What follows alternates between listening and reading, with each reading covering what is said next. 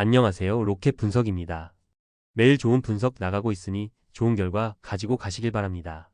구독과 좋아요 부탁드려요. 첫 번째 경기 블랙번 대 셰필드 시작해 보겠습니다. 블랙번은 시즌 초반 내내 경기력 기복이 뚜렷하지만 최근 들어 홈 경기에서 조금씩 리듬을 되찾는 모습이다. 4-2-3-1 전형을 유지하며 중원에서의 점유율 확보에 초점을 맞추고 있고 루이스 트래비스와 애덤 휘튼이 더블 볼란치로 안정적인 전환을 이끈다. 전방에서는 샘 갤러거가 제공권을 중심으로 상대 수비를 흔들고 베라톤 디아즈가 빠른 침투로 이성과의 연계를 담당한다. 다만 경기 후반 체력 저하로 인한 수비 집중력 저하가 자주 드러나며 세트피스 수비에서 불안한 장면이 반복되고 있다. 홈팬들의 응원 속에 적극적인 전방 압박으로 주도권을 가져가려 하겠지만 수비 라인의 간격 유지가 승부의 관건이 될 전망이다. 셰필드는 강등 이후 아직 완전한 전환점을 찾지 못하고 있다. 3-5-2 전형을 기반으로 하되 중원에서의 압박 강도는 여전히 EPL 시절에 비해 떨어지고 있다. 전방에서는 카메론 아초와 베르게가 연계하며 빠른 역습을 시도하지만 마무리 과정에서의 세밀함이 부족하다. 중앙 수비진의 경험이 풍부하지만 양쪽 윙백이 전진할 때 뒷공간 노출이 작고 최근 5경기 중 4경기에서 실점을 허용했다. 팀 전반적으로 에너지 레벨이 낮은 편이지만 압박 타이밍이 맞아떨어질 경우 블랙번의 빌드업을 끊어낼 여지는 있다. 이번 경기는 양팀 모두 반등을 노리는 맞대결이다. 블랙번은 홈에서의 공세적인 접근으로 흐름을 잡으려 할 것이고 셰필드는 전형적인 빠른 역습으로 균형을 노릴 가능성이 크다. 하지만 두 팀 모두 마무리 결정력에서 아쉬움을 드러내고 있어 득점보다는 실수를 줄이는 쪽이 핵심이 될 것이다. 전체적인 경기 흐름은 블랙번의 점유와 셰필드의 역습이 맞서는 팽팽한 전개가 예상되며 홈 이점과 중원 점유율에서 앞선 블랙번이 근소하게 우세할 것으로 보인다.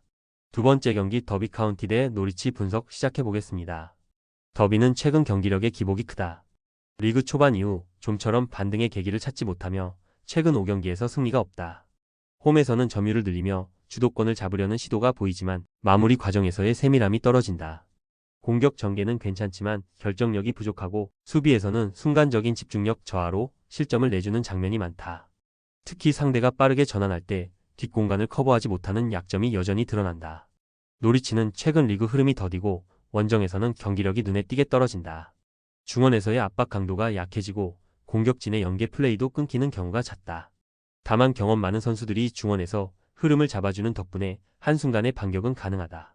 수비에서는 세트피스 대처가 불안하지만 전방 압박이 제대로 작동할 때는 상대 빌드업을 끊어내는 장면도 나온다. 결국 안정적인 밸런스를 찾는 것이 관건이다. 양팀 모두 승리가 절실하지만 확실한 무게감은 부족하다. 더비는 홈 이점을 살리려 하고 노리치는 빠른 역습으로 균형을 노릴 가능성이 크다. 결정력 싸움에서 어느 쪽이 먼저 흐름을 잡느냐가 관건이며 전체적인 경기 양상은 팽팽한 흐름이 예상된다. 두 팀 모두 공격 전개는 있으나 마무리의 완성도가 떨어진다. 결과적으로는 무승부 가능성이 높고 실수 하나가 승부를 가를 수 있다. 세 번째 경기 헐시티 대 레스터시티 분석 시작해보겠습니다. 헐시티는 시즌 초반의 불안감을 조금씩 털어내며 상승세를 타고 있다. 최근 5경기에서 3승을 거두며 공격 전환 속도와 팀 조직력이 좋아졌다. 홈에서는 전방 압박과 측면 돌파를 적극적으로 시도하며 상대 수비를 흔든다. 특히 중원에서 볼 순환이 매끄럽고 하프 스페이스 침투로 상대 수비 라인을 무너뜨리는 장면이 많다. 다만 세트피스 수비에서의 집중력 부족은 여전히 불안 요소다. 레스터는 여전히 전력상으로는 상위권이지만 최근 리듬이 끊겼다. 공격진의 마무리가 둔해졌고 중원에서의 템포 조절도 예전만 못하다. 원정에서는 점유율을 유지하되 결정적인 순간에 볼 소유를 잇는 경우가 잦다. 다만 전반적으로 선수 개개인의 기량이 높아 한 번의 세트피스나 역습 상황에서 득점을 만들어낼 여지는 충분하다. 헐시티는 홈팬들의 열광적인 응원 속에서 공격적인 템포를 이어가려 할 것이고 레스터는 경험과 조직력으로 맞대응하며 반격을 노릴 전망이다. 하지만 최근 흐름과 홈 이점을 감안하면 헐시티의 우세가 조금 더 두드러진다. 경기 초반 헐이 강하게 몰아붙이며 선제골을 잡을 가능성이 크다. 레스터가 후반에 만회하려 하겠지만 흐름의 균형을 되돌리긴 쉽지 않을 것이다. 네 번째 경기 입스위치 타운 대 찰턴 분석 시작해보겠습니다. 입스위치는 올 시즌 홈에서 강력한 경기력을 보여주고 있다. 짧은 패스 전개를 통한 공격 템포가 빠르고 미드필더 라인의 연계가 매끄럽다. 공격수들의 침투 타이밍이 좋아 상대 수비를 흔드는 장면이 많으며 특히 측면에서 컵백 형태의 공격이 자주 나온다. 다만 지나치게 전진적인 운영 탓에 역습 상황에서 실점 위험이 있는 점은 주의해야 한다. 찰턴은 원정에서 경기 집중도가 떨어지는 편이다. 수비시 라인 컨트롤이 일정하지 않아 상대의 전진 패스에 쉽게 공간을 내준다. 공격에서는 세트피스와 중거리 슈팅으로 기회를 노리지만 점유율이 낮을 때는 흐름을 완전히 내주는 경우가 잦다. 그래도 빠른 역습 전환은 위협적이며 한순간의 빈틈을 공략할 능력은 있다. 입스위치는 홈에서의 강세와 전반적인 밸런스 면에서 우위를 점할 가능성이 높다. 찰턴은 역습을 통해 한두 번의 기회를 만들겠지만 전반적으로 수세적인 경기를 할 것으로 보인다. 결정력과 경기 운영 능력 모두 홈팀 쪽에 무게가 실린다. 입스위치가 초반부터 주도권을 쥐고 공격적으로 밀어붙이며 승리를 가져갈 가능성이 높다.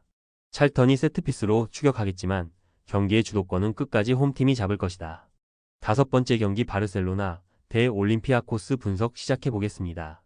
바르셀로나는 올 시즌 라리가와 챔피언스 리그를 병행하면서도 안정적인 경기력을 유지하고 있다. 샤비 감독 체제에서 점유율 축구를 바탕으로 한 빌드업과 공간 활용이 완성 단계에 들어섰다. 페드리와 가비의 중원 조합은 여전히 부드럽고 최전방에서는 야말과 레반도프스키가 다양한 득점 루트를 만들어낸다. 홈에서는 템포 조절 능력이 탁월하며 압박 회피 후 전진 패스가 정확하게 이어지는 구조다. 다만 수비 전환 속도가 조금 늦을 때 상대 역습에 노출되는 장면이 가끔 보인다. 올림피아코스는 그리스 리그에서 강세를 보이지만 유럽 무대에서는 상대적으로 약세를 드러내고 있다. 수비 라인을 다소 깊게 두며 안정감 있는 운영을 추구하고 역습 상황에서 빠른 전개로 찬스를 만든다. 엘아라비와 포르투니스가 중심이 되어 공격을 풀어나가지만 상대가 점유율을 장악하면 수비 블록이 무너지는 경우가 많다. 특히 전방 압박이 약하기 때문에 바르셀로나처럼 후방 빌드업이 강한 팀 상대로는 고전할 가능성이 크다. 경기 양상은 바르셀로나의 일방적인 점유율과 올림피아코스의 수비 중심 역습 구도로 흘러갈 전망이다. 홈에서의 바르셀로나는 완성도 높은 패턴 플레이를 통해 경기를 지배할 가능성이 크다. 올림피아코스가 초반엔 블록을 단단히 유지하겠지만 시간이 흐를수록 바르셀로나의 점유와 패스 템포에 밀릴 가능성이 높다. 여섯 번째 경기 레버쿠젠 대 PSG 분석 시작해 보겠습니다. 레버쿠젠은 사비 알론소 감독 체제에서 여전히 완성도 높은 전술 축구를 보여주고 있다. 중원에서의 짧은 패스 전개와 하프 스페이스 침투가 정교하고 플로리안 비르츠와 보니페이스의 연계는 유럽에서도 손꼽히는 수준이다. 홈에서는 강한 압박과 유기적인 움직임으로 상대 수비를 흔드는 능력이 탁월하다. 다만 후방 빌드업 시 상대의 전방 압박에 불안한 장면이 가끔 나온다. 루이스 엘리케 감독이 이끄는 PSG는 빠른 템포의 공격 전개를 중시하며 음바페의 폭발적인 돌파와 아센시오, 콜 무아니의 연계가 공격의 핵심이다. 하지만 최근 몇 경기에서 수비 라인의 집중력 저하와 중원 간격 붕괴가 나타나며 실점이 많았다. 유럽 원정에서는 점유율보다 역습 위주의 경기 운영을 택할 가능성이 높다. 이 경기는 공격 템포가 빠르고 전술적으로 치열한 중원 싸움이 예상된다. 레버쿠젠의 조직적인 압박과 PSG의 개인 기량 대결이 맞부딪힐 경기다.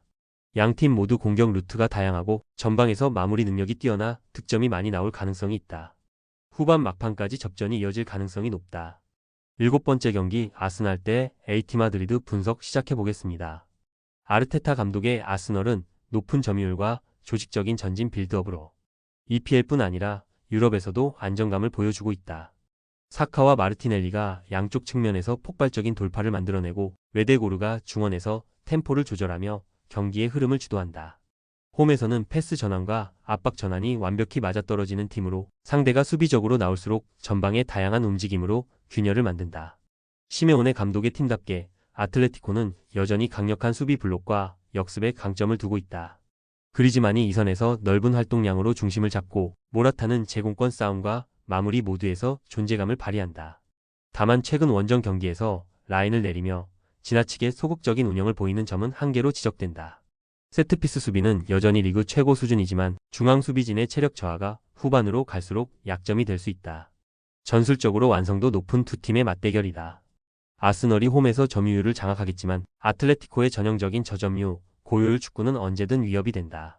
경기 내내 팽팽한 긴장감이 흐르겠지만 웨데고르의 한 번의 킬패스나 사카의 돌파가 승부를 가를 가능성이 크다.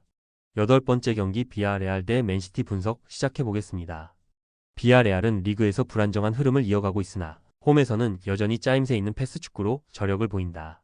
파레오와 바에나의 중원 조합이 팀의 중심을 잡고 공격에서는 제라르 모레노의 마무리가 중요하다.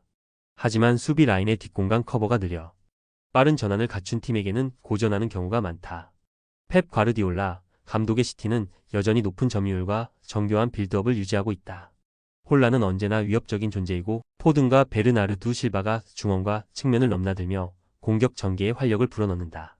다만 최근 경기 일정이 빡빡해 체력적인 부담이 다소 우려된다. 그럼에도 시티의 패턴 플레이 완성도는 유럽 최정상급이다. 비아레알이 홈에서 버티며 역습을 노리겠지만 시티의 점유율과 템포를 막아내기는 쉽지 않다. 시티가 경기 초반부터 볼을 점유하며 주도권을 잡을 것이다. 비아레알이 후반 역습 찬스를 만들겠지만 혼란의 존재감이 결국 승부를 갈라놓을 가능성이 높다. 9번째 경기 코펜하겐 대 도르트문트 분석 시작해보겠습니다. 코펜하겐은 덴마크 리그에서는 안정적인 모습을 보이지만 유럽 무대에서는 수비 집중력이 다소 흔들린다. 팀 전체적으로 조직력이 탄탄하지만 상대가 빠르게 전환하면 라인 간격이 쉽게 벌어진다. 공격에서는 엘류누시의 침투와 코넬리우스의 제공권이 핵심이다.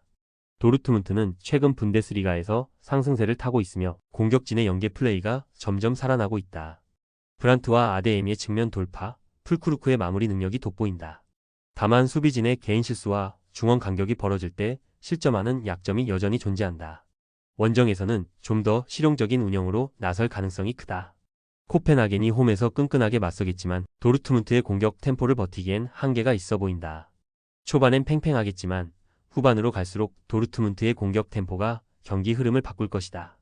브란트나 아데에미의 한 방이 승부를 결정지을 가능성이 높다.